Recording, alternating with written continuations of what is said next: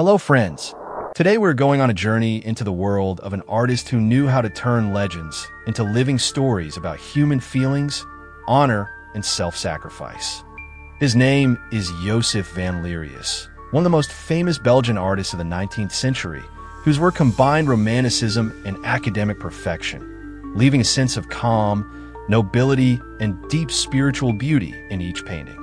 Joseph Henri Francois Van Lerius was born on November 23, 1823, in the town of Boom, near Antwerp, into an ordinary Belgian family. From an early age, he showed incredible observation skills and a love of drawing. At the age of 15, the young man entered the Royal Academy of Fine Arts in Brussels, where Gustav Wappers, an outstanding representative of Belgian Romanticism, became his mentor.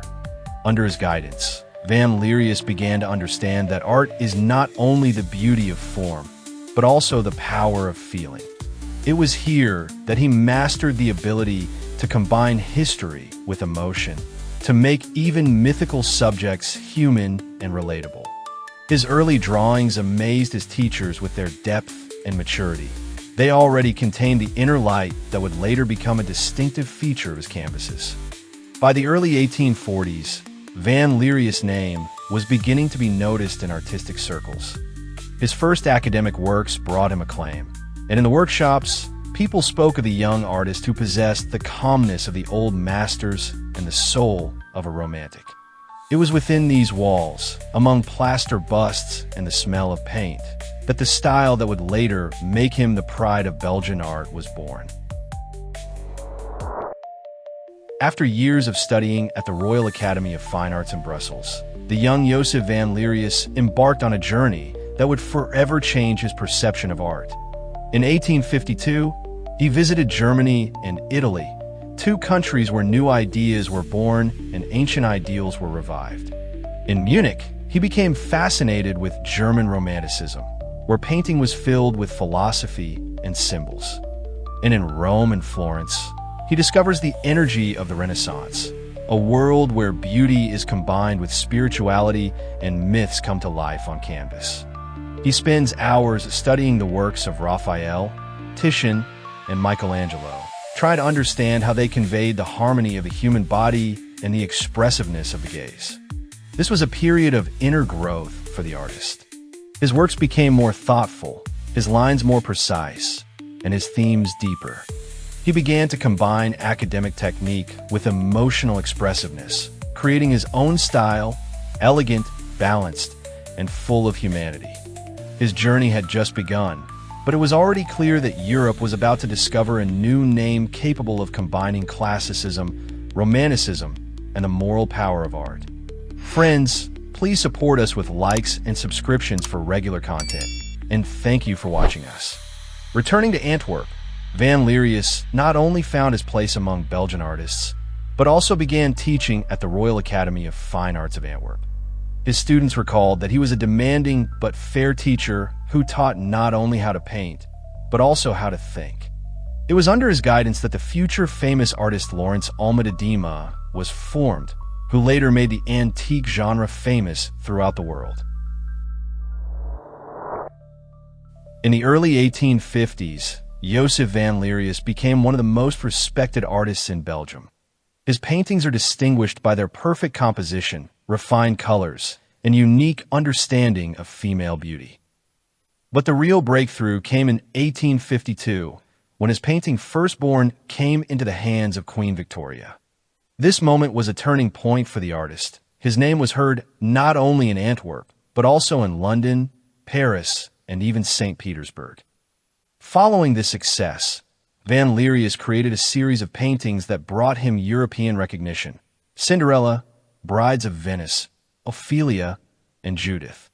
In each work, he combines tenderness and drama, making female images symbols of moral purity, suffering, or courage.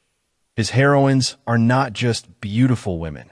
They are the embodiment of an ideal that the artist considered a source of spiritual strength. In 1861, Van Lerius received the Order of Leopold for his achievements, and in 1869, the Order of St. Michael. His paintings adorned the salons of the nobility, and commissions came from all over the world. At the Antwerp Salon, his works always attracted crowds of viewers, and critics called him the poet of the female soul. At the same time, he continued to teach at the Royal Academy of Fine Arts of Antwerp, passing on his knowledge to new generations of artists. His students recalled that he knew how to explain how to make a moment eternal, and it was this trait that became the heart of his work.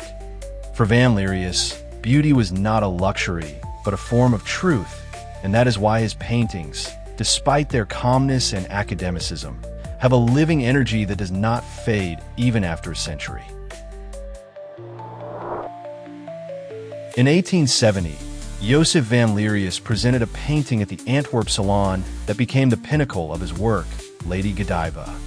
The canvas, depicting the legendary English woman who rode naked through the streets of the city in protest against taxes, impressed the public with the depth and nobility of the image.